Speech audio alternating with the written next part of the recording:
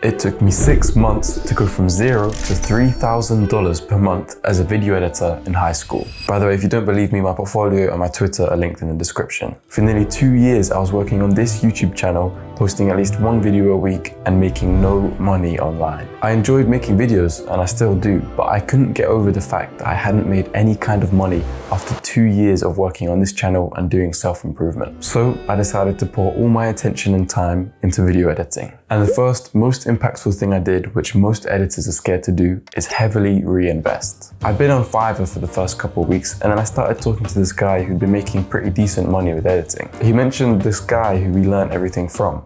Malice. Malice is an editor who's probably one of the most well-known in the space, with his own YouTube channel of around 12k subscribers. I checked out his stuff and saw he had a community for video editors for $297 per month. Keeping in mind, I only had $400 or so in my bank account. The funny thing is, I only took a few hours to think about it before I bought it. Of course, I made sure it wasn't some kind of scam, but in the back of my mind, I knew that if I bought it, the knowledge and insight I would gain would 100% pay back in the long run, which is exactly the point I want to make to you. Investing is the most impactful thing you can do to increase your income. If you can pay someone who's done it first and get them to tell you exactly what they did to get them where they are, there's literally nothing which will get you to where you want to be faster. Whether it's coaching, a community, or a course, you have to be willing to spend your money. This is probably one of the best mindsets I've had as a video editor, because I've not been scared to throw cash at things which may or may not even always pay off. I've spent hundreds, maybe even a couple thousand on courses, coaching calls, and any other thing you can think of. And without them, I'd be where most video editors are,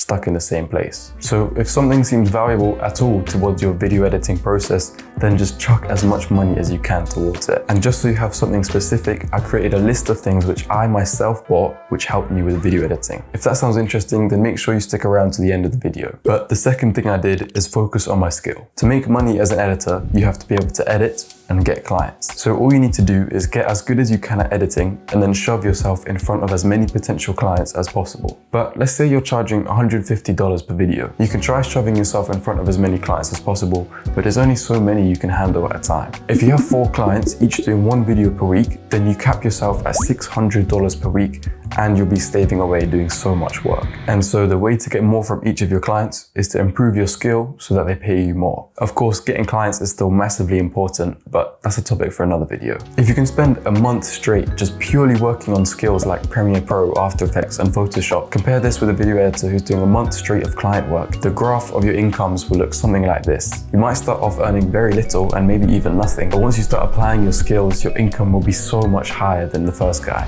This is the one main thing which distinguishes video editing from any other normal freelance job or even just a 9-to-5. You can spend just a few months on this skill and increase your earning capacity by thousands. Most jobs take years to increase your earning capacity, but in the booming creator economy, video editing is such a high demand skill that it's so easy to increase your income by just getting better at the skill which so many people are in need of. And just to be specific, what I exactly did was get a coach to teach me After Effects, which I got the hang of in about a month. From there, I watched various YouTube tutorials such as Sonduck Film or Mapal and started experimenting with tons of different effects, animations, and styles. It's all about trying new little things and making your own animations with them. And finally, the third thing I did is work without caring about the outcome. As a video editor, you're basically guaranteed to work less than minimum wage for the first few months of your career. I was doing videos for $150, and if I was spending 20 hours on these videos, I was only getting paid $7.5 per hour. But I didn't care. I knew that whilst it might be bad now, if I kept doing the most important things, then I'd eventually scale and grow to where I wanted to be. You have to have this abundance mindset and be willing to work regardless of the outcome. If I'd been so worked up about what I was getting in return for the work I was putting in, then I would have been only doing client work, and I wouldn't have put any time towards things which would help me grow in the long run. You don't get paid for spending 2 hours on an animation which you end up scrapping. You don't get paid for making a Twitter thread, and you don't get paid for spending 2 hours doing outreach with no one responding to you. That's just how it is.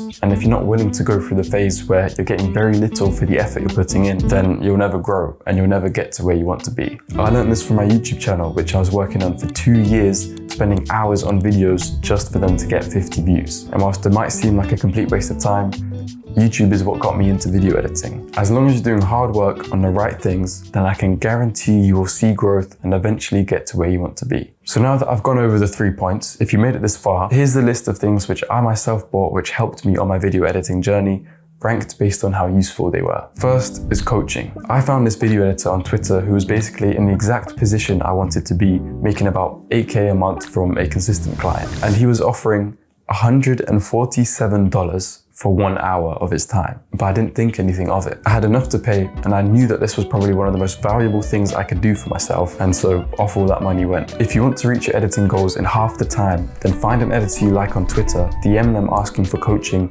and be willing to pay a lot. Second is courses and communities. Like I said, I started off in Malice's editing lab, which gave me the massive boost I needed to start making some actual money. For reference, I was at about $20 per video, and after 1 month in Malice's editing lab, I got my first client for $150. And whilst that isn't actually a lot, it was a massive jump for me. I genuinely recommend his specific community, but if you find any others you like, then just go for it. Third is subscriptions. I have subscriptions for Adobe Suite, Artlist, Envato Elements, Google Drive, Twitter Premium, Mr. Horse, and probably 10 others I've completely forgotten. You can't survive as a quality video editor without subscriptions. And of course, no one subscription will completely change the game, but every little one adds up in making your videos so much better quality. Compare a video editor who uses DaVinci Resolve, finds non-copyright music and random stock footage from YouTube, to one who uses a paid platform like Artlist who provides quality sound effects, music and footage. Fourth and finally are additionals. Honestly, this is just one category for a bunch of random things. For example, plugins like Deep Glow and Boris FX Sapphire. These can be a bit more expensive for less of a return on investment, but depending on your kind of style, they might be a complete game changer. Other examples could be upgrading your RAM, buying more storage for your computer, or buying another editor's project file. Anything random which you shouldn't be afraid to spend money on. So anyways, hopefully you found something of value from this video, and I'll see you in the next one.